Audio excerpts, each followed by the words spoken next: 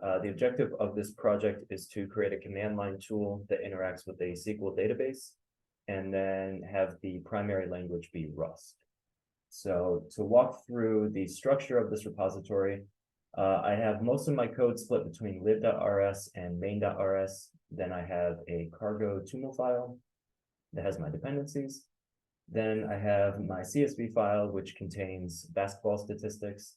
And then I'm going to put these college basketball statistics into a SQLite database. So within lib.rs, the first thing that I do is create a struct that's called teamstat, and it has all the variables within my data set. I'm treating all of these variables like strings for now, just because it's easy to parse through a CSV file, and I don't have to worry about missing data because it'll just be inputted into the database as a blank string. The first function here, create table, you'll notice that all my functions use the box operator for error handling. This is mainly because I could generate a couple different errors here. Like for instance, here I could get a SQL error, here I could get a path error, or down here I could get another SQL error. The box operator is just an effective way to handle dynamic errors while the code is running. So my next function here is the insert function. First thing I do is get my column names, then I get the number of columns. I generate a placeholder which is a string of question marks to be used in the insert function for the SQL query.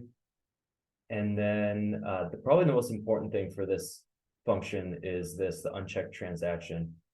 So the reason I use this is so that I can basically stage all of my SQL statements before committing them, and then I can commit them all at once outside the for loop.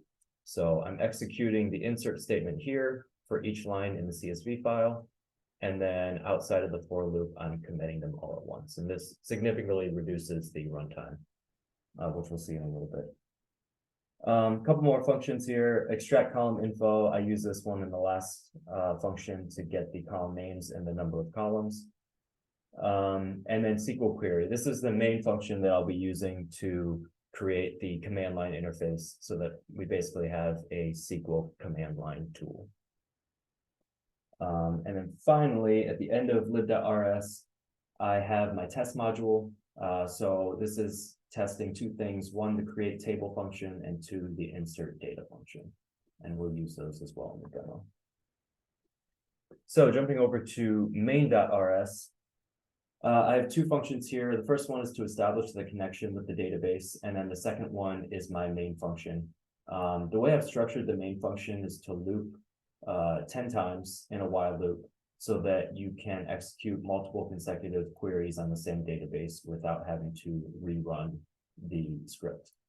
And I thought this was just effective for interacting with the database so that I could keep on submitting queries one after another. Yeah, I think that's basically it. I'll run through a demo now. The first thing I'll do is run my test cases to make sure everything is working properly, which they are. So we ran 2 tests here, and then we had 2 pass. So I will do cargo run. And a couple things here. Right off the bat, we see 1 out of 10. So this is that loop of 10. It's allowing 10 SQL queries. And then it gives instructions to either enter a SQL query or press exit if you want to stop the script.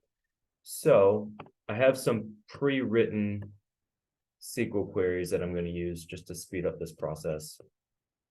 The first one, we're going to isolate stats where the team is Michigan. And we're only going to select the columns year, team, and seed from our database. So right off the bat, you see that we are getting the query directly in the terminal, and then we have a little feedback down here that says that the query was executed successfully. So we have the year, the team, and then the seed. And you'll see that some of the seed is missing. So this is the missing data that I was talking about earlier. It just enters as a blank string. So what we can do here is we can change all of the blank strings in the seed column to null data. So that's what this next update command is. And and we'll see again, query was executed successfully. So we will replicate the same query that we did before to see if the data has changed for the seed column, and it has. So any data that was just a blank string is now null value. So for the next thing, we're going to insert data into the database, make sure that works. And this data set only uses data up to 2017. So I'm going to insert a row for 2018, specifically for Villanova. And again, query was executed. And since we know there's only one row in 2018, I'm just going to select any data from 2018. And I also selected the conference. So we didn't include the conference up here, but I did select the conference just to show that since we didn't specify it, it was just inserted as null data. But that row was retrieved, so that's good. That means that the database was updated. And now I will, okay. I'm going to delete all the data that's from 2018 so that we can go back to the original database and we can see if it's deleting correctly. So query was executed, and now we can select any team that's from 2018, and we get nothing back. So just a quick example of CRUD operations using this command line interface. And then finally, the last thing you can do is exit out of the script.